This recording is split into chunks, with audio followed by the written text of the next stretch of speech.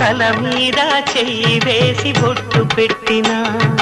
తాళి బొట్టు మెడను కట్టి బొట్టు పెట్టినా తల మీద చెయ్యి వేసి బొట్టు పెట్టినా తాళి బొట్టు మెడను కట్టి బొట్టు పెట్టినా సన్ని కళ్ళు తొక్కినా సప్తపదులు మెట్టినా సన్ని కళ్ళు తొక్కినా సప్తపదులు మెట్టినా మనసు మనసు కలపడమే